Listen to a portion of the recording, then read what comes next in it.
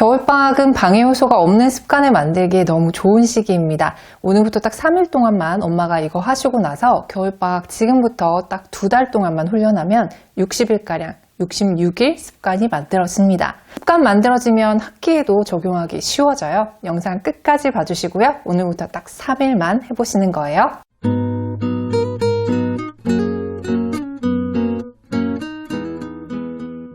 안녕하세요. 교집합 스튜디오 주단쌤입니다. 오랜만에 공부법 얘기로 돌아왔습니다. 공부법은 제가 오프라인 강연 주제로도 많이 말씀드렸던 부분인데요.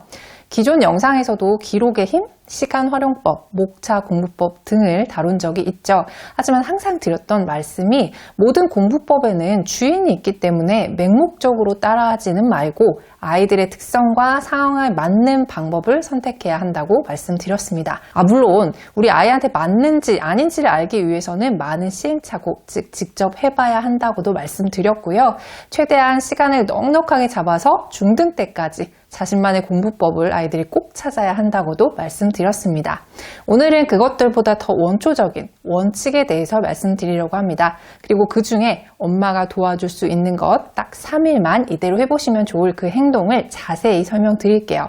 우리 아이 겨울방학을 진짜 알차게 보낼 수 있도록 꼭 시도해보세요. 그럼 시작해볼게요. 혹시 방학이라고 너무 빡빡한 계획 세워놓고 계신 거 아니죠? 아이들도 쉴 시간이 필요합니다. 그래서 오늘 말씀드릴 공부법을 일명 쉴 때 쉬고 놀 때 놀고 공부할 때 공부하는 비법이라고 말하고 싶어요. 바로 그 비법은 학습 효율성을 최대로 끌어올리는 것입니다. 그 효율성을 최대로 끌어올리기 위해서는 3가지 필수 요건이 있습니다. 첫 번째, 교과목의 특성을 이해한다. 두 번째, 시간의 특성을 이해한다. 세 번째, 우리 아이의 특성을 이해한다 입니다. 한마디로 공부는 과목별로 특성이 다르기 때문에 각 과목마다 제대로 된 공부를 하기 위해서 얼마만큼의 시간을 넣어야 하는지를 이해하셔야 되고요.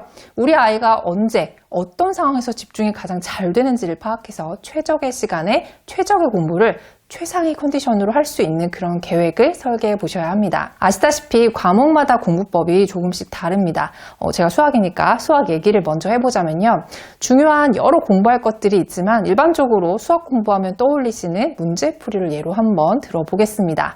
문제풀이의 단계는 사실 이렇게 6개의 단계가 매우 빠른 속도로 아이들 문제풀이에 적용되고 있습니다. 일단 첫 번째는 문제를 잘 읽고 조건과 문제를 파악하는 거고요. 두 번째, 조건과 관련된 개념을 떠올려야 하고, 세 번째, 주어진 상황을 수적 기호로 표현해야겠죠. 네 번째, 풀이.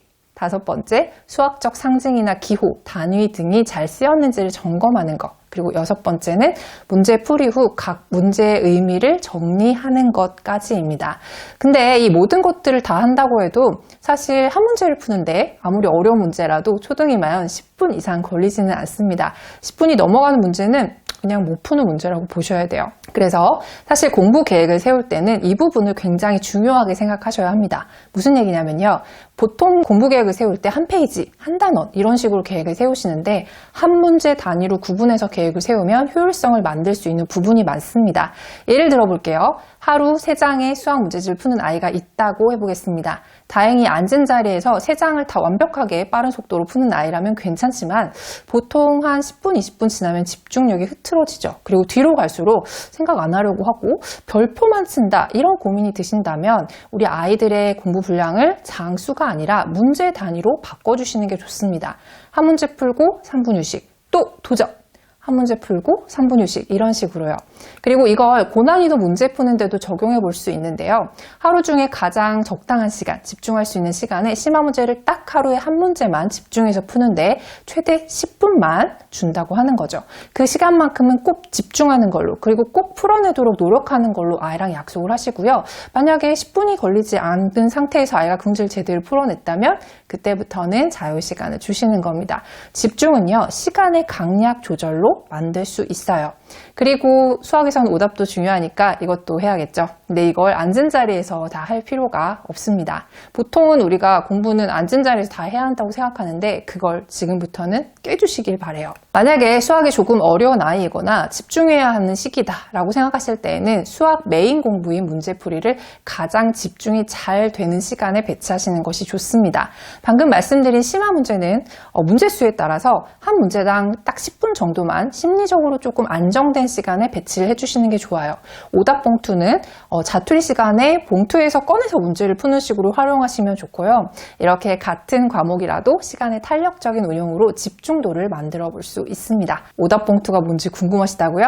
생소하신 분들은 요 위에 카드를 참고하시기 바랍니다. 영어는 영단어 공부, 독해 문제 풀이, 영어 독서 이런 식으로 구분해 보겠습니다. 영단어는 단어 하나를 외우는데 5분 이상의 집중이 필요하지는 않아요. 수학이랑은 상황이 좀 다릅니다. 그러니까 하루 10개의 단어를 외우는 그런 미션이 주어졌을 때 책상에 앉아서 예를 들어 2시부터 2시 반까지 영단어 외우기 이런 식으로 세팅하실 필요가 없어요. 이것도 하루 분량을 아이가 하루 안에 틈나는 대로 할 수 있도록 좀 자유도를 주셔도 괜찮습니다. 대신 정해진 시간까지는 모두 외워야 하고 잘 외웠는지 간단한 구두 테스트 같은 것들이 꼭 필요하겠죠. 반면에 독해나 독서는 하나의 지문 안에 문제가 여러 개 있는 경우도 있고요. 또 책의 경우에는 중간에 독서를 끊어버리면 끊겨버리는 경우도 있잖아요. 그러니까 아이가 그 문제에 딸린 문제 전체를 푸는 시간, 그리고 하루 중에 적어도 한 챕터를 읽는 시간이 얼마나 되는지 그 아이의 역량에 맞춘 시간 단위를 정확히 알고 계셔야 합니다. 국어도 사실 영어랑 비슷하니까 제가 어떤 말을 하는지 아실 것 같아요. 자, 그럼 정리해 보겠습니다. 공부를 효율적으로 하기 위해서는 과목별 공부 방법의 특성을 이해해야 합니다. 수학은 메인 공부 시간, 그리고 심화집중, 자투리 오답봉투 이렇게 활용하시면 좋다고 말씀드렸고요. 국어나 영어는 자유도를 높인 단어 암기, 그 다음 지문 하나에 딸린 문제 풀기, 그리고 챕터 하나씩 읽기 같은 것들을 우리 아이 과목별 공부법으로 쫙 리스트를 만드셨으면 좋겠습니다. 그리고 지금부터 잘 들으세요. 우리 아이의 하루 일과를 점검해 보겠습니다. 아침에 눈 뜨고 잠들 때까지 딱 3일만 우리 아이의 일과를 정말 꼼꼼하게 한번 적어보세요. 기존에 하고 있던 공부, 휴식, 학원 등등 모든 것을 다요. 지금은 학기 중이니까 학기 중에 3일 관찰 내용을 적어보셔도 좋고요. 방학 때도 3일 관찰 일기를 따로 적어보시는 게 좋습니다. 아주 꼼꼼하게요. 화장실 몇 번 가는 것까지 적어보시기 바랍니다. 그리고 이때 아이의 태도, 심리 상태 이런 것들도 다 세세히 기록하세요. 지금 아이가 하는 일 아니에요. 엄마가 하셔야 할 일을 말씀드리고 있는 겁니다. 이렇게 3일이 지나면 우리는 어떤 걸 알게 되냐면요. 첫 번째, 시간의 분류에 대해서 인식할 수 있게 됩니다. 우리 아이의 하루 일과를 카테고리로 나누고 시간을 분류할 수 있게 돼요. 자는데 8시간, 밥 먹는데 2시간, 노는데 4시간, 수학 공부 2시간, 영어 공부 1시간 반 이런 식으로요. 더 세세하게 화장실을 몇 번 가는지 누워있는 거 몇 번인지 이런 것도 가능하겠죠. 두 번째, 과목별 공부 효율성이 파악이 됩니다. 이 안에는 각 과목을 공부할 때의 상황을 우리가 파악할 수 있는 내용까지 모두 적혀 있어요.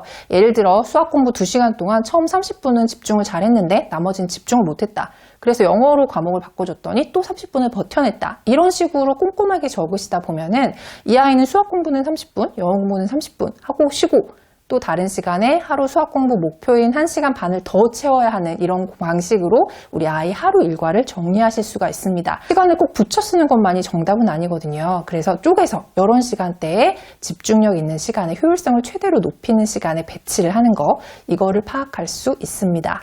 세 번째는 우리 아이의 특징이 파악이 가능합니다.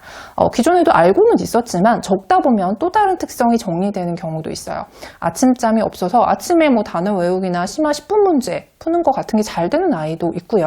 잠들기 전에 책 읽는 것을 좋아해서 책 읽기가 잠들기 전 30분 동안 하는 게 좋다. 이런 아이도 있을 수 있습니다. 이런 식으로 시간대별로 우리 아이의 집중도를 꼼꼼하게 관찰해 보시기 바랍니다. 이 결과를 가지고 지금부터는 계획을 세우시는 겁니다. 아침 기상부터 잠들 때까지 A4 한 장에다가 시간을 먼저 쫙 쓰시고요. 아침에 10분 수학, 그 이후에 휴식하다가 30분 책 읽고 밥 먹다가 그 이후에 예체능 다녀와서 돌아와서 쉬다가 1시간 수학 문제집 풀고 10분 쉬고 영어 원서 읽기 이런 식으로 아주 디테일하게요.